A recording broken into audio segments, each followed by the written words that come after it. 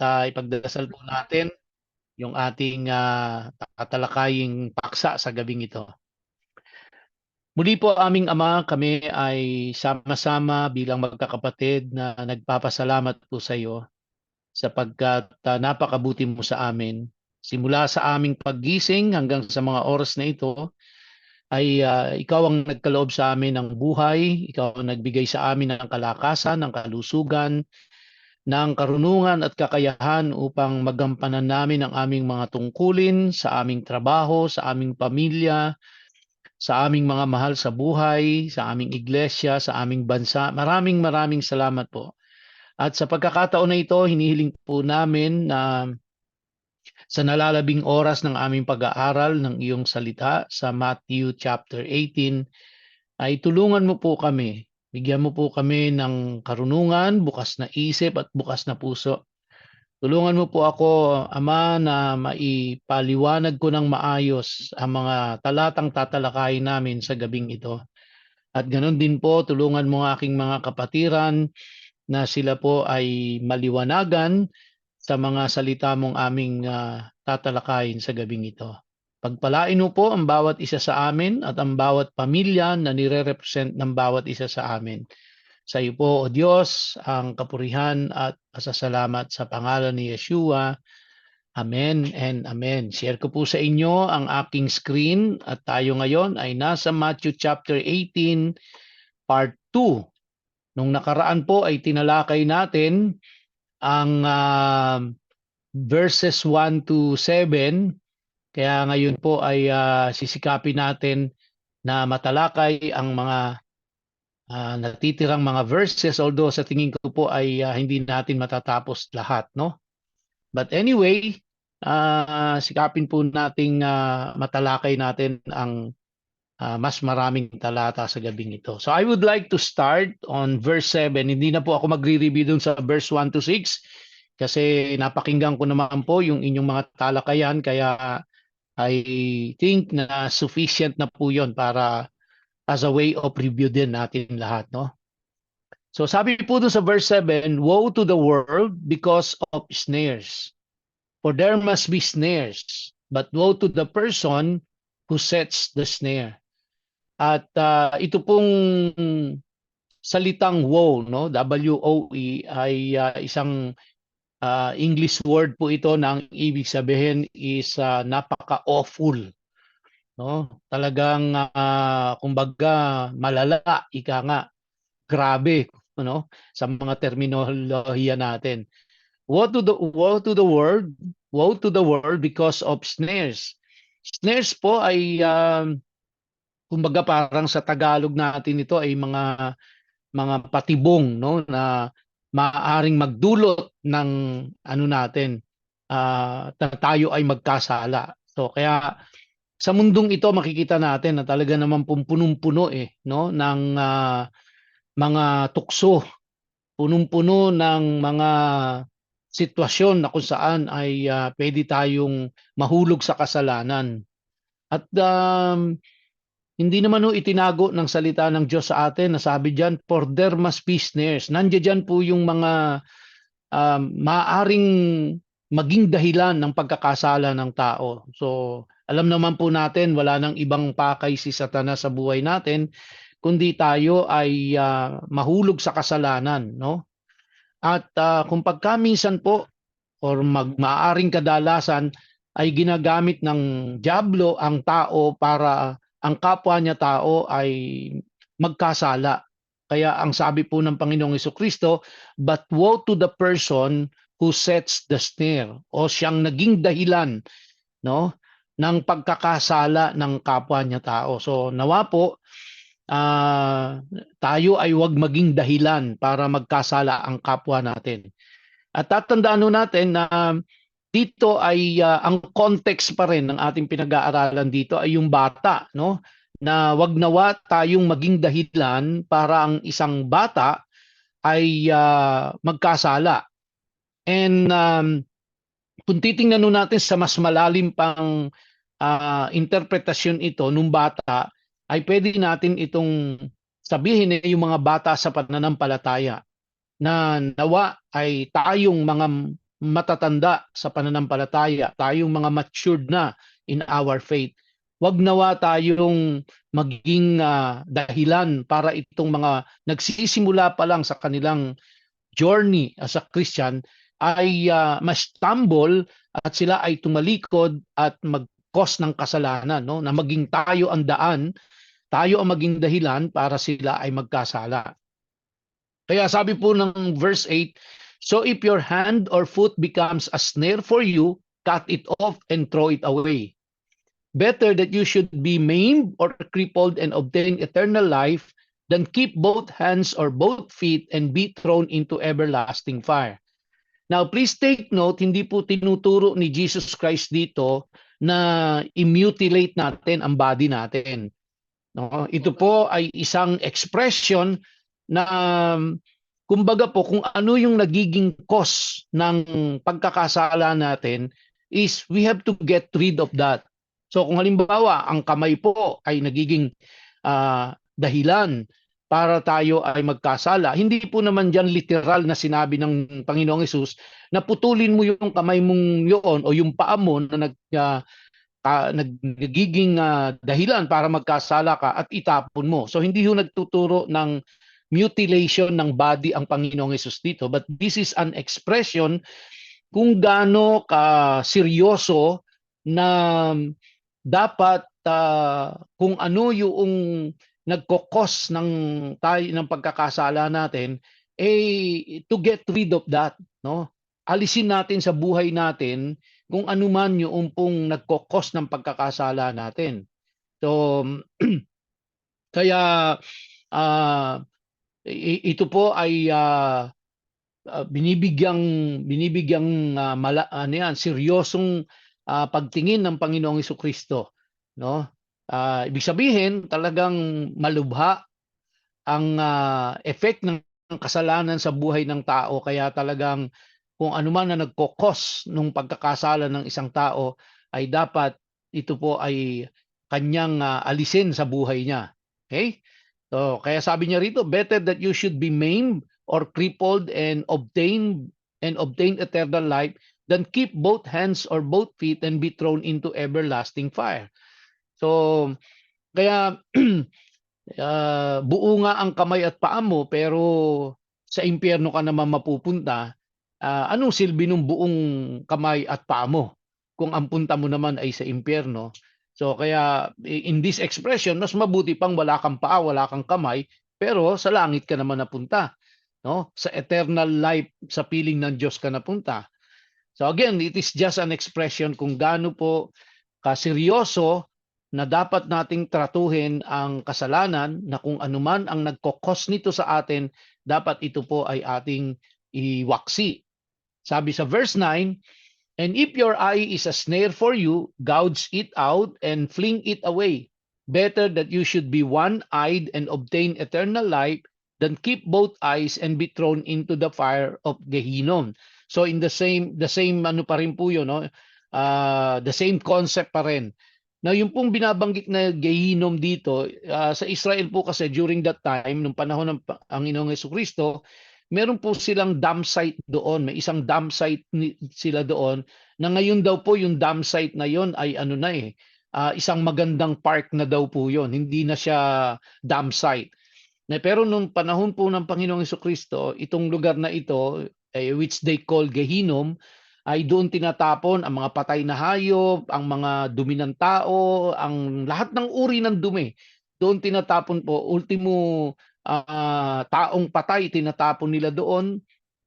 At 24/7 na ito ay maapoy, ito ay umuusok at mabaho ang amoy nito. So kaya dito, siyempre yung mga disciples, alam nila kung ano yung lugar ng Gehinnom na yon.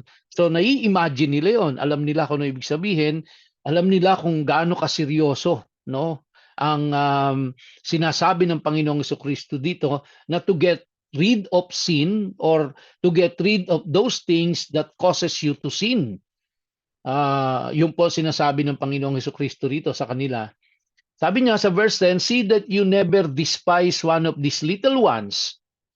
Again, referring, hindi pa rin po siya umaalis doon sa kanyang object lesson ng mga bata. Sabi niya, see that you never despise one of these little ones, for I tell you that their angels in heaven are continually seeing the face of my Father in heaven. Now, in this verse, mga kapatid, ay we can confirm na ang isang bata po ay may naka-assign talaga sa kanyang anghel. Now, there's no doubt about it na ang bawat bata ay meron pong angel na naka-assign sa kanya na ang kanyang full-time job ay bantayan yung bata na yon. At nagre-report ito sa Diyos. Nagre-report siya sa Diyos amang nasa langit.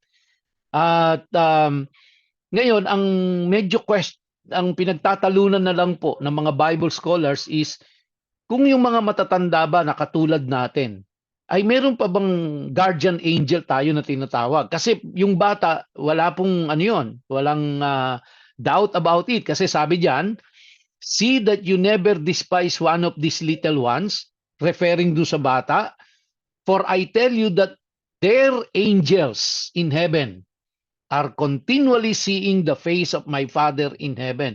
So each one of these little ones, meron pong naka-assign talaga na angel sa kanila. Pero ang hindi po, ang mayroong iba't ibang pananaw ay kung tayo na matatanda, meron ba tayong guardian angel na naka-assign pa rin sa atin hanggang ngayon? Well, ako po, based on my mga previous study on ano po, no, kasi nung sa Bible school kami, meron kaming subject na about angels, may subject about demons, no? So ang sa akin pong pag-aaral, what I am convinced of, ang sa matatanda po, meron siyang guardian angel kung siya ay mananampalataya. No? Kumbaga, kung ikaw ay born again believer, merong angel na naka-assign talaga sa iyo. So kaya kung ikaw po, kapatid, ay born again believer, meron pong naka-assign na angel sa inyo na ang full-time job niya ay mag-minister sa iyo. Samahan ka niya. Now, yung pong unbeliever, yun po ang isa pang gray area. Kung meron pa rin bang angel na naka-assign sa kanila or wala na.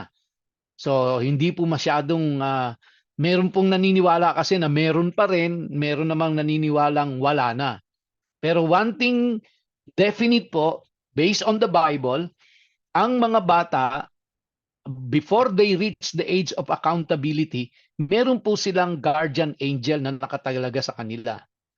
Okay? Now, once they got born again, yung angel pong yon ay magpapatuloy na nagmi-minister sa kanya. So once a person got born again, merong naka-assign sa kanya na guardian angel niya. Ang hindi na lang po maliwanag ay kung yung bang unbeliever ay meron pa rin ba siyang guardian angel or wala na.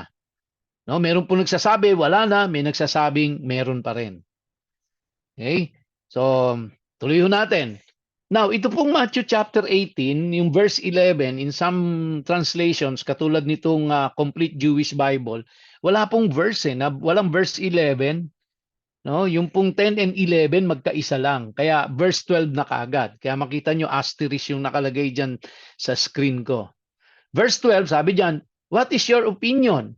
What will somebody do who has 100 sheep and one of them wanders away? Won't he leave the 99 on the hillsides and go up to find the stray? Now, of course, tinatanong ng Panginoong Jesucristo dito sa kanyang mga shepherd, sa kanyang mga disciples, sabi niya ganon, what's your opinion? What will somebody do who has 100 sheep and one of them wanders away?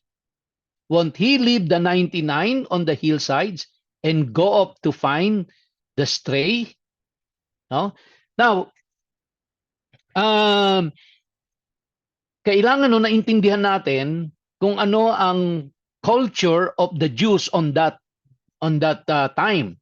Ano ba ang kultura ng mga Hudyo sa mga panahon na yon? kung ang practices at ang kultura ng mga Hudyo ang ating pag-uusapan during that time, normally po, hindi gagawin ng isang shepherd na yung kanyang 99 na mga sheep ay iiwanan niya para hanapin yung isa. No, hindi po normal na ginagawa ng isang shepherd 'yon. Kaya kapag yung isang shepherd po, ang sabi diyan, and one of them wanders away. Ibig sabihin hindi siya ninakaw, hindi siya kumbaga ano lang siya, naligaw sa sarili niya kung saan siya nagpunta. Now, normally po, the culture of that day and the practice of that day, hindi na po hinahanap 'yon ng shepherd. Kasi malalagay ho siya sa panganib. No?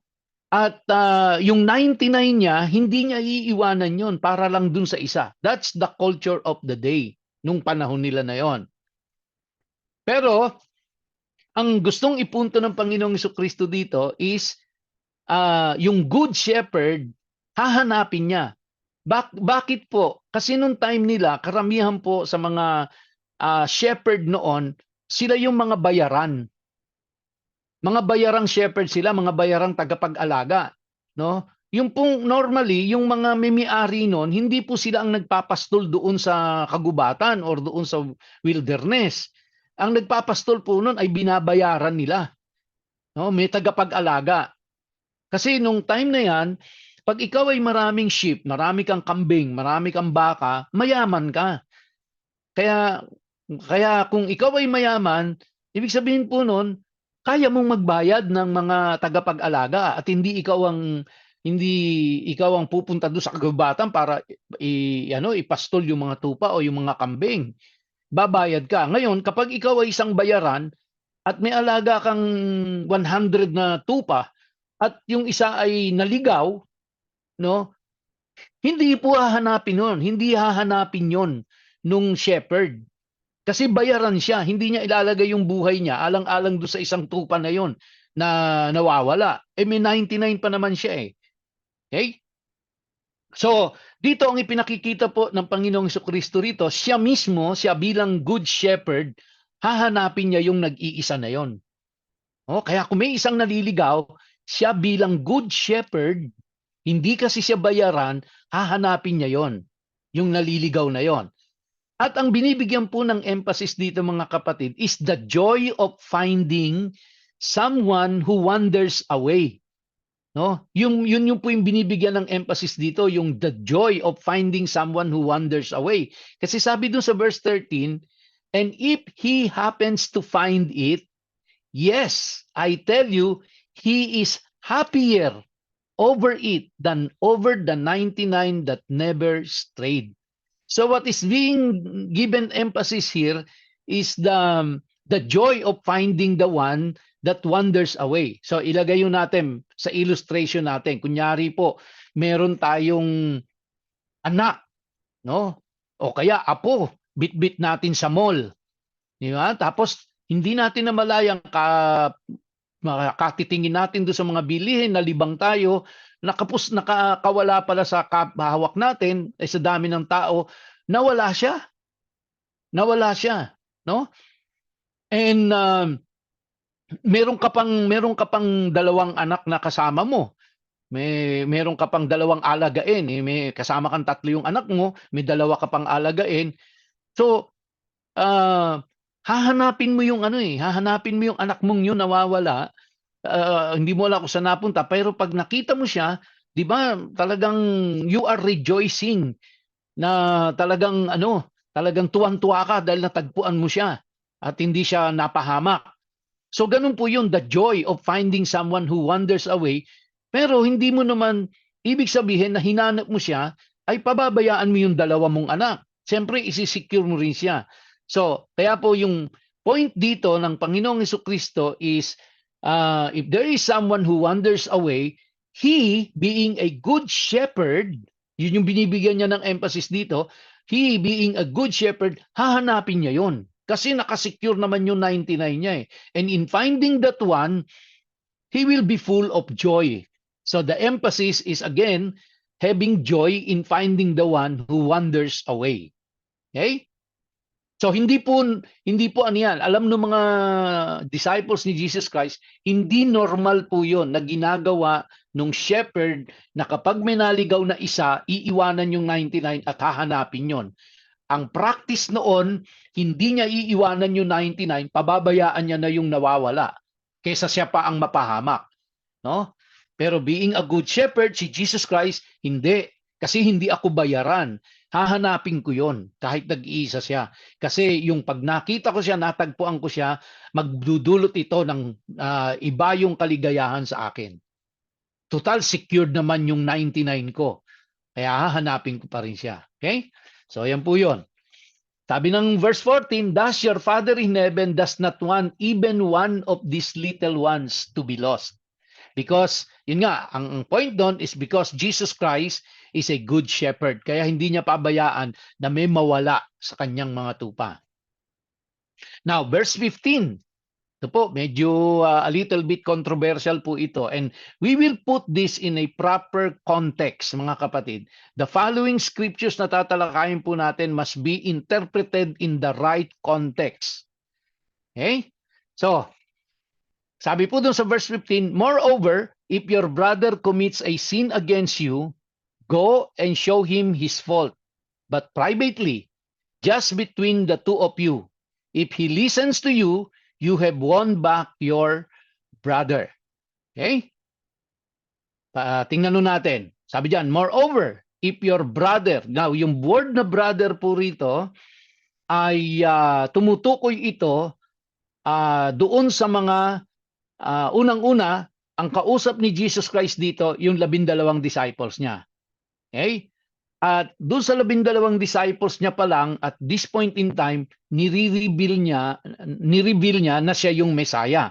Hindi niya pa nire-reveal na siya ang Messiah sa general populace. Ang nakakaalam pa lang na siya ang Messiah is yung kanyang mga disciples. So ang kausap niya po dito is yung kanyang mga disciples. So kaya nung kinakausap niya, if your brother, so Jesus Christ was talking to his disciples and he was referring do sa kanila, do sa 12 na yon. So sa inyong 12, okay? Yun po yung immediate context noong verse na ito.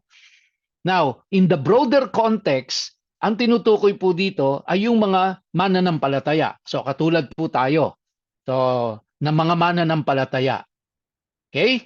So mananampalataya sa mananampalataya. So ang tinatalakay dito ng Panginoong Jesucristo ay yung isang kapatid ay nakakommit ng kasalanan sa kanyang kapatid. Now, normally pag nadinig natin yung word na sin, ang iniisip po natin kaagad ay nagkasala sa Diyos. Yung ano po, no? Na ang isang tao ay nagkasala sa Diyos. Pero pag tiningnan niyo po itong verse, ang sabi, if your brother commits a sin against you. Actually, sa ano po, sa ancient manuscript, wala pong nakalagay na against you. No? Kaya do sa ancient manuscript, ang nakalagay po is, moreover, if your brother commits a sin. Wala po yung against you. Okay? Now, ano po yung tinutukoy na sin dito? Kasi sabi diyan, go and show him his fault, but privately, just between the two of you. If he listens to you, you have won back your brother. Dito po ay nag-i-establish ang Panginoong Diyos, ang Panginoong Hesus, nag-i-establish siya ng step-by-step procedure kung paano i-correct ang isang kapatid na nagkasala sa iyo. Mga kapatid, ang tinutukoy pong pagkakasala dito ay yung pong mga hindi nakakumit ng crime sa iyo.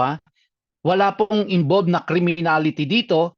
Wala pong involved dito na nangangailangan ng justice system para mabigyan ka ng judicial sentence at ikaw ay makulong. Hindi po ganoon. Ang pinag-uusapan ditong na sin, no?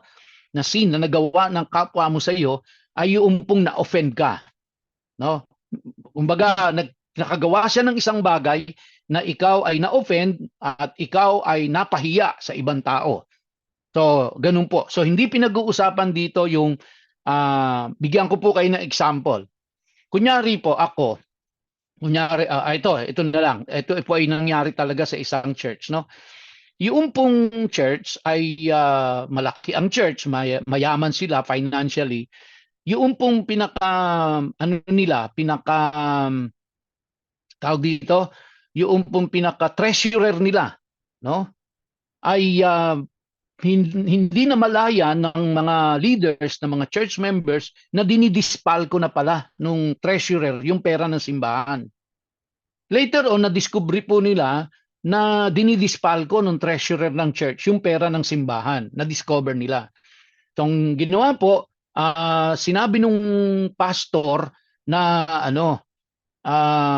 wag na sa atin-atin na lang ito, wag na natin itong ilabas, i-deal na lang natin yung kapatid at gawin natin na kung siya ay magsisi at umamin, bayaran niya na lang unti-unti at mag-impose na lang tayo ng disciplinary action sa church. Wag na natin itong ilabas, wag na itong makarating sa sa authority.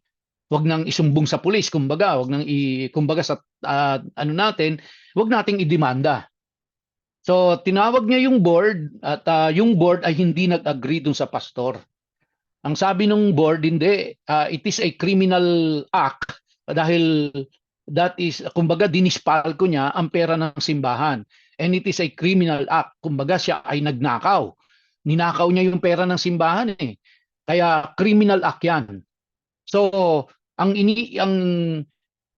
sinasabi po ng pastor ay itong verse na ito, no? Na kailangan i-deal natin siya privately, kausapin natin siya at pagkatapos kung makinig siya, then patawarin na natin at bayaran niya na lang para wag makialam, wag nating dalhin sa sa husgado itong mga usapin na ito.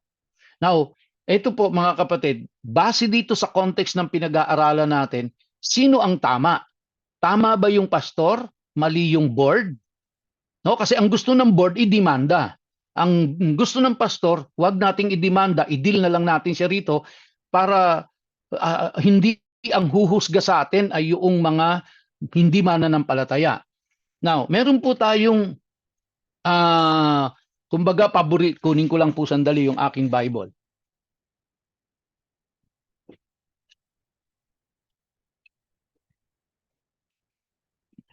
Meron po kasi tayong laging binabasa sa Bible na siguro po maganda basahin ko ito sa basahin ko siya sa Tagalog. Kasi para mailagay po natin ito sa tamang konteksto, mga kapatid. No, ilalagay natin siya sa tamang konteksto. Ito po ay nasa 1 Corinthians chapter 6. Yan. Ito po sabi dito, kung may reklamo ang sinuman sa inyo laban sa kapwa Kristiyano, bakit siya nagsasakdal sa mga hukom na hindi Kristiyano? Sa halip na ipaubaya sa mga hinirang ng Diyos ang pag-aayos ng usapin nila. Hindi ba ninyo alam na ang mga hinirang ng Diyos ang hahatol sa sanlibutan?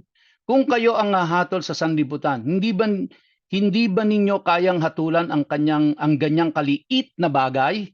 Hindi ba ninyo alam na hahatulan natin ang mga anghel? Gaano na lang ang mga bagay na may kinalaman sa buhay na ito? Kung may mga usapin kayo, bakit ninyo ito idinudulog sa mga taong hindi kinikilala ng iglesia? Dapat kayong mahiya, wala bang isa man lang sa inyo na marunong mag-ayos ng awayan ng magkakapatid?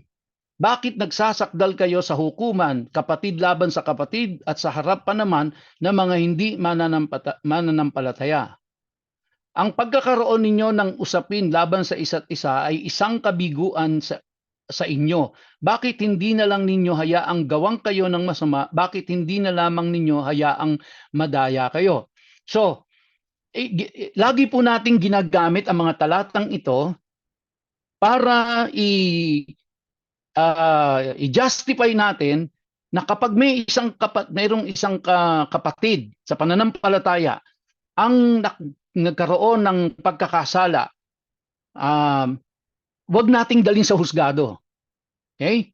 Wag nating idemanda. Katulad po nung binigay kong example sa inyo kanina, yung simbahan, dinispal ko noong treasurer yung pera ng simbahan.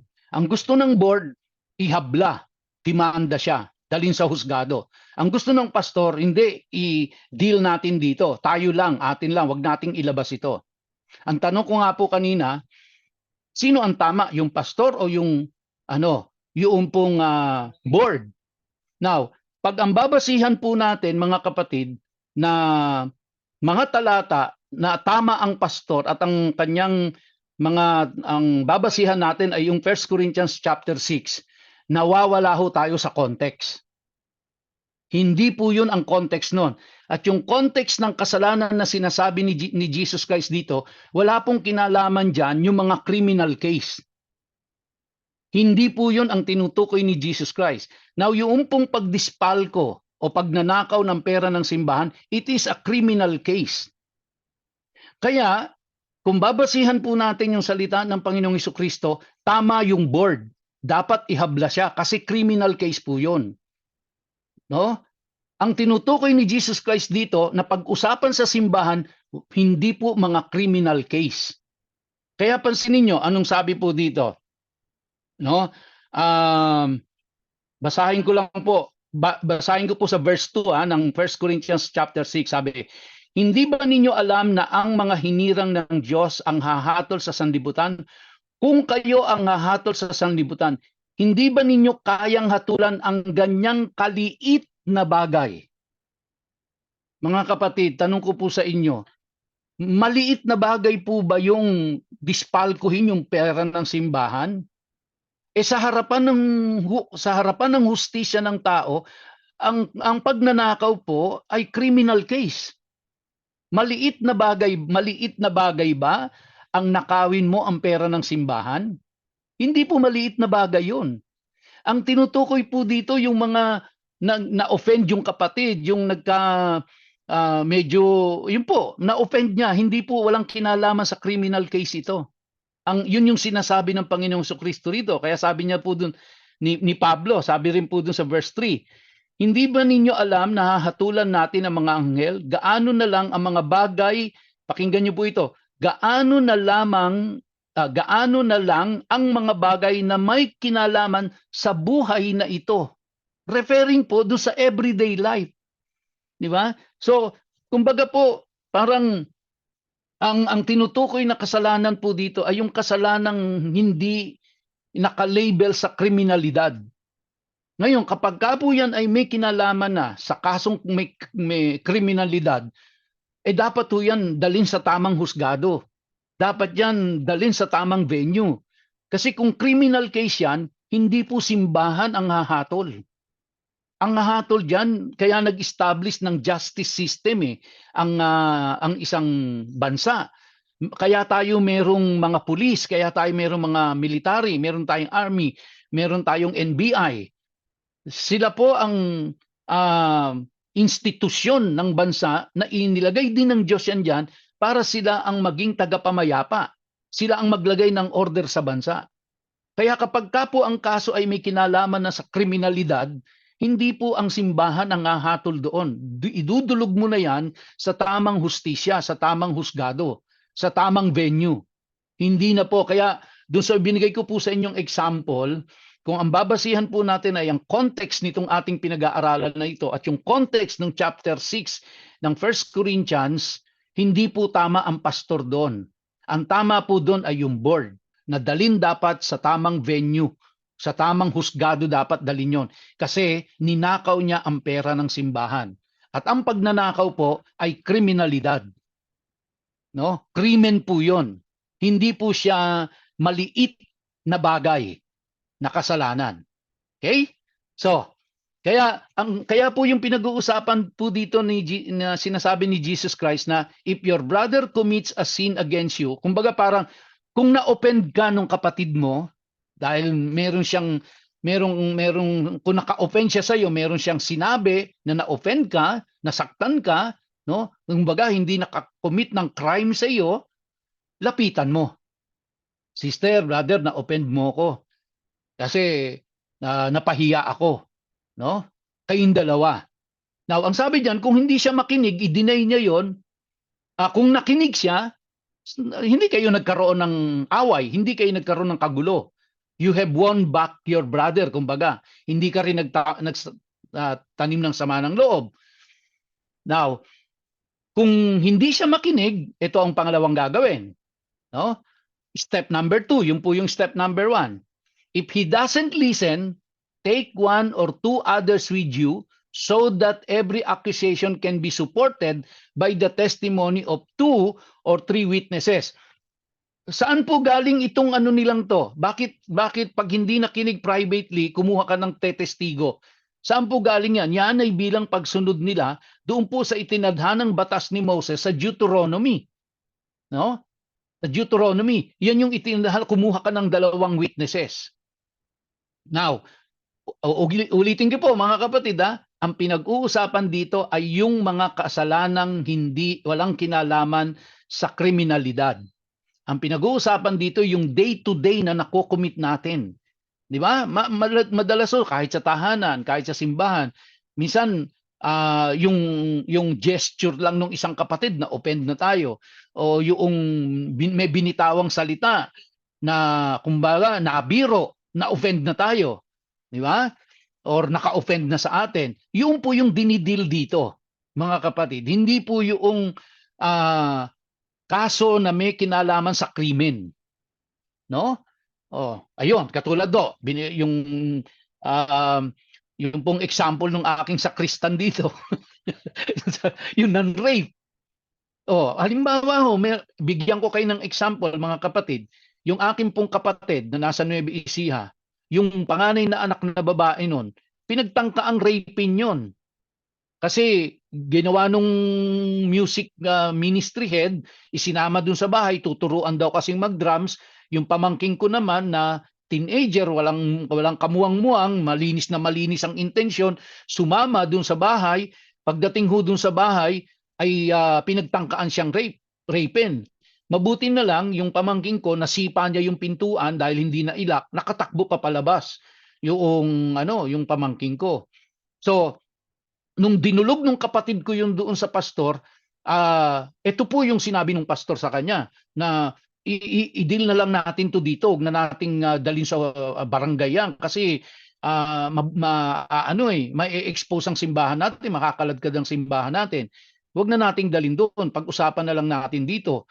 At ayusin na lang natin to dito. Sabi nung kapatid ko, sige, mag-impose ka ng discipline dun sa ministry head. Kaso, ang ginawa ng pastor, pinatuloy niya pa rin na tumutugtog. Tapos nung sinita nung kapatid ko, sabi, pinatutugtog mo pa rin siya, merong ang pinagtangkaan niyang raping yung anak ko. Sabi niya, mapipila yung music ministry natin, mawawala yung maapekto ng gusto yung praise and worship natin. So, kaya ang ginawa ng kapatid ko, umalis na lang doon sa simbahan na yun. Kasi ayaw mag-impose ng discipline ng pastor. Pero kung tutusin po, yung ganung kaso, dapat dinala sa barangay yon.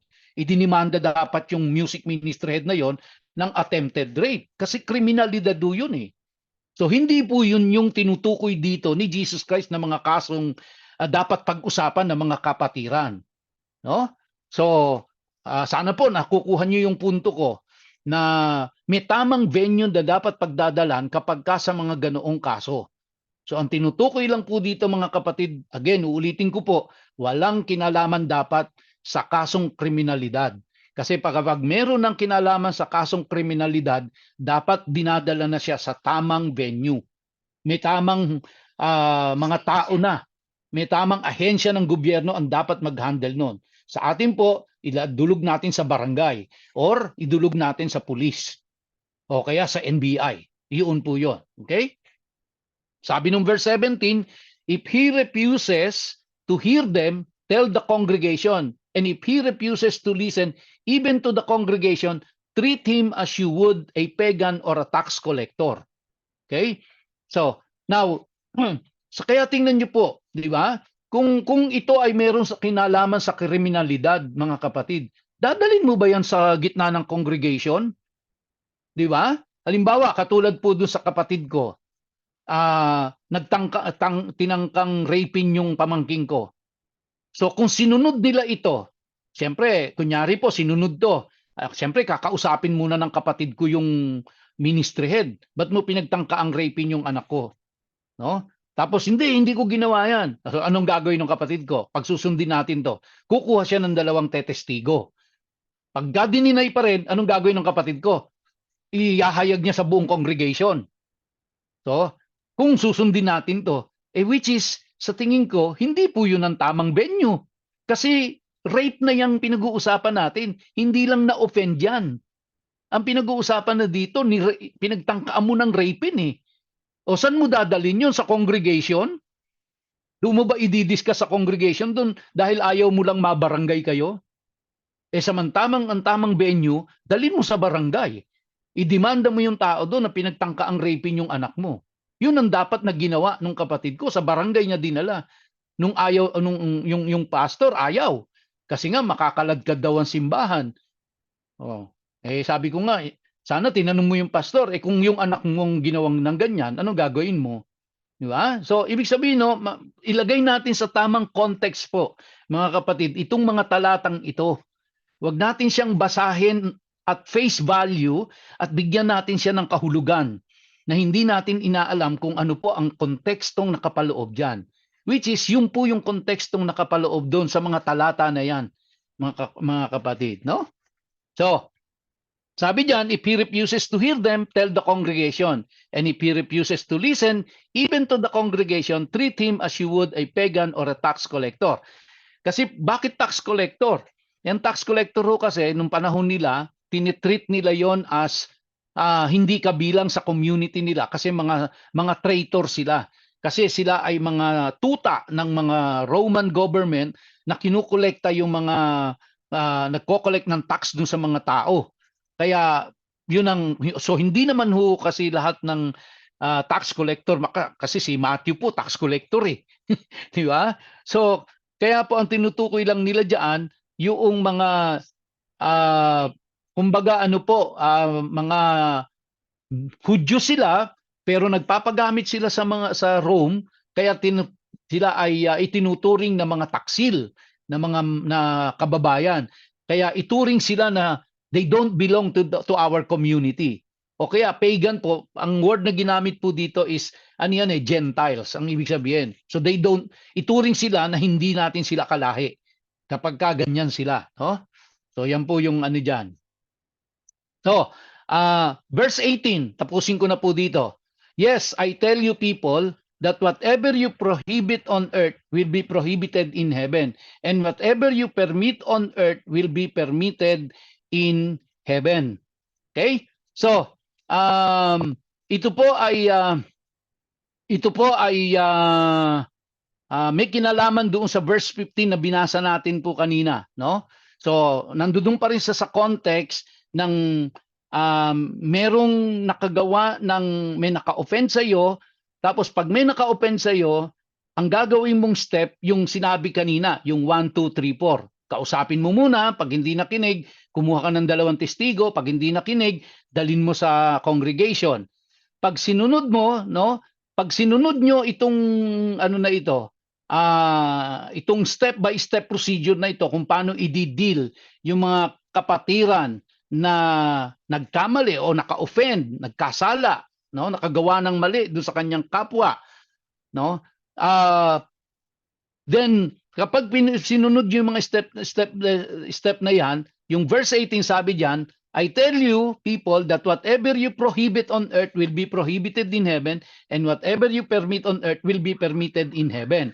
So ibig sabihin, kapag sinunod nyo yung step by step na yon in dealing with a person who committed sin against his brother, then sinasang-ayunan ko yon, no? Kaya sabi doon sa verse 19, to repeat, I tell you that if 2 of you here on earth agree about anything people ask, it will be for them from my Father in heaven. Pagbigyan nyo na po ako mga kapatid, sa verse 20 ko tapusin. For wherever 2 or 3 are assembled in my name, I am there with them. Madalas so, nako-quote natin ang verse na ito out of context. Saan natin ito madalas ginagamit? For wherever 2 or 3 are assembled in my name, I am there with them. Saan natin ginagamit yan? Madalas sa prayer meeting. Pag nasa prayer meeting tayo, sasabihin natin, 2 or 3 are gathered in His name, I am there with them. Wala akong pinag-uusapang prayer dito. Nakita niyo po ba yung context?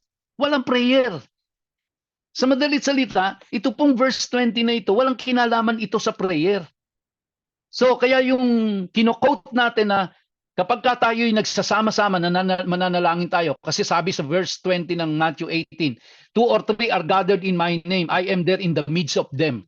Diba? So iniisip natin, mahigit tayo sa 3, 10 nga tayo dito. So nasa kalagitnaan natin ng Diyos dahil ang ating pong kino-quote na verse ay ito. Pero ang context po ng verse 20, hindi ho prayer. Ang context ho nitong verse 20 na ito ay merong brother na may brother o may sister, may kapatiran na siya ay naka-open, siya ay nagkasala sa kapwa niya at yung pong kanyang pagkakasala na yon ay merong step-by-step procedure. Ang sinasabi po ng Panginoong Jesucristo dito, mga kapatid, is kapag sinunod nyo yung step-by-step na yon, yung 1, 2, 3, 4 step na yon, yung kakausapin mong kayong dalawa lang muna, yung pag hindi nakinig, tatawag ka ng witnesses, pag hindi nakinig, ladali mo na sa congregation, pang-apat is, iaano mo na siya.